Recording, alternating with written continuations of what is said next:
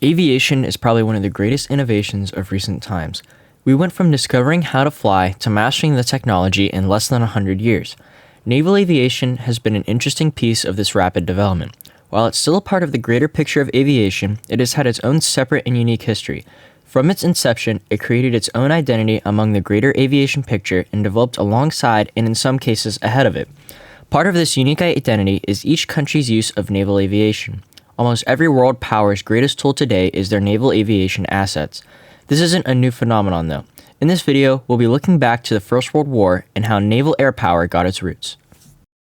In this video, we'll mainly be talking about three countries: Germany, Britain, and the USA. That's not to say other countries didn't have naval aviation in the First World War. France and Russia, and most of the Central Powers, don't have much to talk about in terms of their naval aviation. A lot had seaplanes they used for reconnaissance, which at the time, most people thought that's as far as naval aviation went. France in particular realized in the post-war period how important aviation was for their navy and currently has one of the largest naval aviation fleets in the world.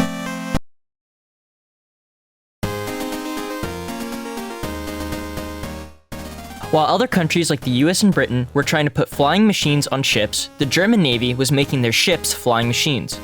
Zeppelins were one of Germany's greatest tools during the war. The German army simply wanted to bomb the British people in their total war-type policies.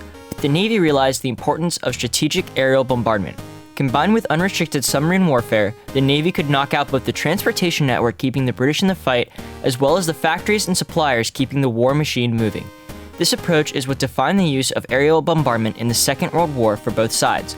Overall, the use of Zeppelins for combat declined rapidly to the point where they were almost non-existent by the Second World War due to their slower speeds compared to fixed-wing aircraft and the danger in operating something with highly flammable gases. Overall, with Germany's defeat, they were limited on what technology they could have. Going into the Second World War, the Germans didn't have many naval air assets other than the reconnaissance seaplanes based on their battleships.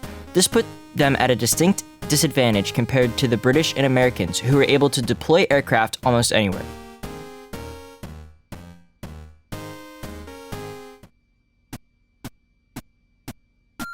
The British approach to naval aviation was similar to other nations in that they didn't see the full benefits of airplanes or airships outside of reconnaissance, but they still experimented with the use of them on boats.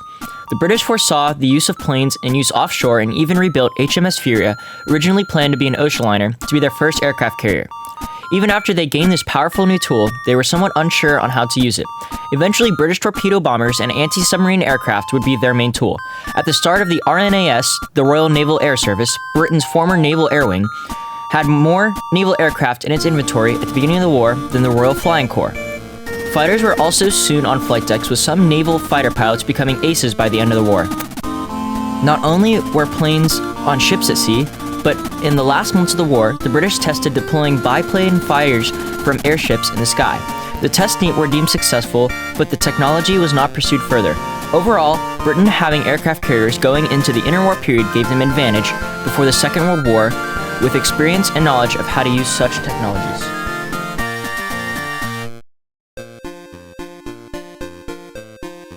The US entered the war very late. The United States had a similar approach to naval aviation as other countries, where the Navy used seaplanes for small things like reconnaissance. Before the war even started, the US provided one key development on naval aviation technology: the first takeoff and landing on a ship. On November 14, 1910, Eugene Ely took off from the flight deck of the USS Birmingham, a cruiser modified for this occasion. Then, on January 18, 1911, Ely landed his plane on a modified USS Pennsylvania with ropes strung across the back flight deck to catch hooks on the bottom of his plane, slowing him to a stop.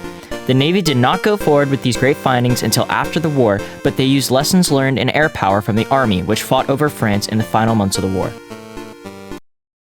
Overall, the creation of naval aviation in World War I led to it becoming a major tool of a superpower in the modern era.